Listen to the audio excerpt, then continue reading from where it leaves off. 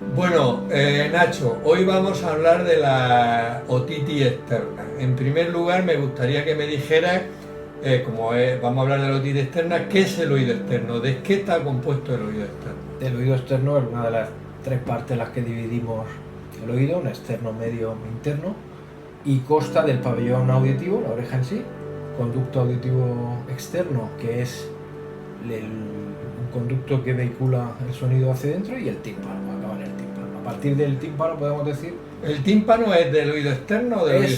Es del oído externo. Es del oído externo. Y ahí es donde empieza el oído medio. Vale, vale.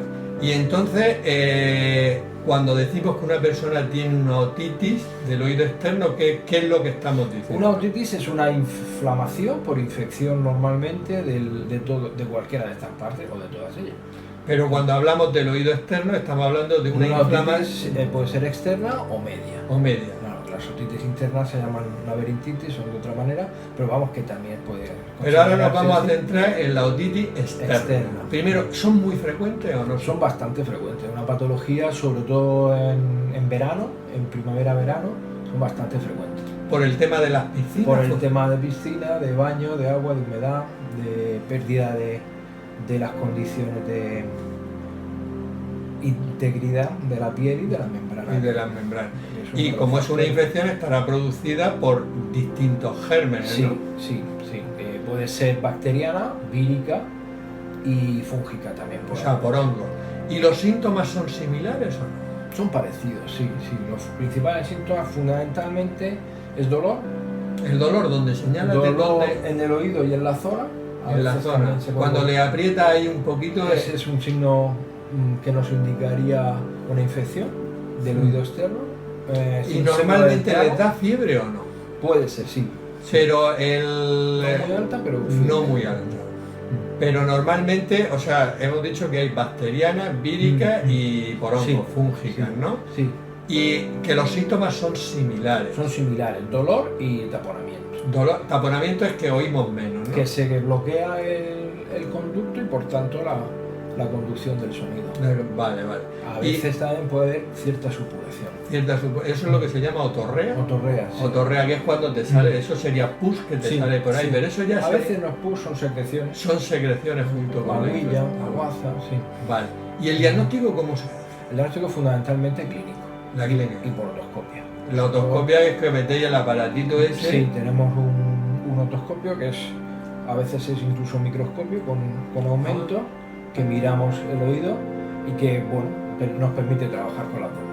O sea, y es digamos que el diagnóstico en principio es bastante fácil. Con la clínica y el otoscopio no es como otras enfermedades que luego veremos que hay algunas complicadas, ¿no? Es verdad que exigen pruebas de imagen, esto simplemente con una otoscopia y unos síntomas lo tienes que sospechar, claro. ¿Y el tratamiento? El tratamiento fundamentalmente o habitualmente, si no se complica, es con analgésicos orales y con gotas.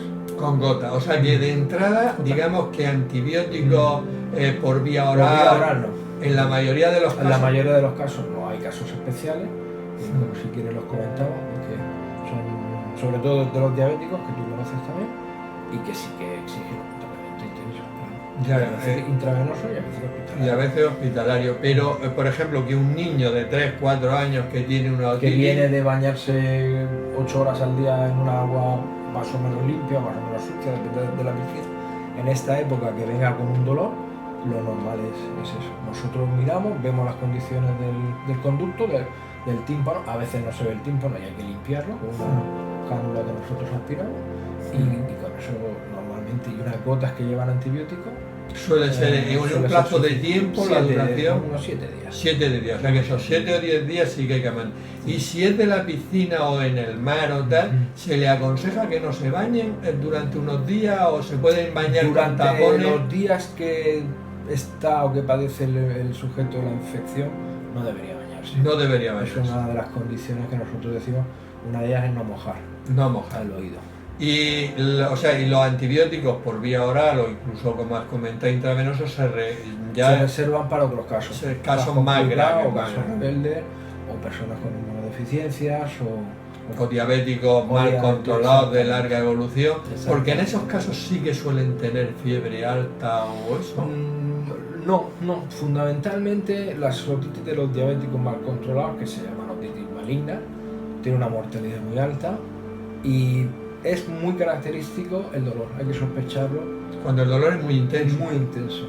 Y dolor no, pero profundo. normalmente estamos hablando, lo digo porque un niño que tiene una diabetes... No, son personas mayores con unas cifras de glucemia, o bien a veces los podemos ver en inmunodeprimidos. O personas que toman cortisona a dosis alta, o tumores que le han dado citostáticos, etcétera. Sí. Lo decía porque, hombre, un niño diabético le da una otitis como a cualquier otro niño, ¿no? En general. Lo normal es que con el mismo tratamiento que otro niño... Que hablamos de estos casos graves, son diabéticos bastante mayores, muchos años de evolución y mal control de la diabetes. Bueno, entonces a mí la impresión que me da es que en principio, digamos que estamos ante una enfermedad que es molesta, que al paciente le ocasiona dolor, pero que en la inmensa mayoría de los casos no es grave. No, es banal. Es ¿Y una cosa se puede prevenir? Difícil. Bueno, podemos indicar algunas pautas para no desarrollar la otitis. Una de ellas es no rascarse, no limpiarse los oídos. Somos, yo creo que casi todos los otorrinos, muy reacios al uso de bastoncillos. Lo único que haces es eliminarte la capa más superficial de la piel, que es la más cohesiva y la más protectora, y dejas una piel como más en carne viva y más susceptible a las infecciones. ¿Y los niños que hayan tenido otitis con frecuencia, que se bañen, le aconsejarías que se pusieran tapones? No. No, de entrada no, porque tampoco ningún tapón te evita 100% la entrada del agua. Y luego incluso se queda el huilla ahí más tiempo. Se queda el agua. Nosotros indicamos no mojar los oídos y el uso de los tapones cuando sigue que existe una perforación de tímpano. Entonces hay mayor riesgo de que el agua pase al oído medio. Y ya tendríamos otro problema. Tendríamos otro tipo de otitis, sí. Muy bien, pues yo creo que ha quedado bastante claro el tema de la otitis externa. Desde Murcia, España, Juan Madrid para Salud.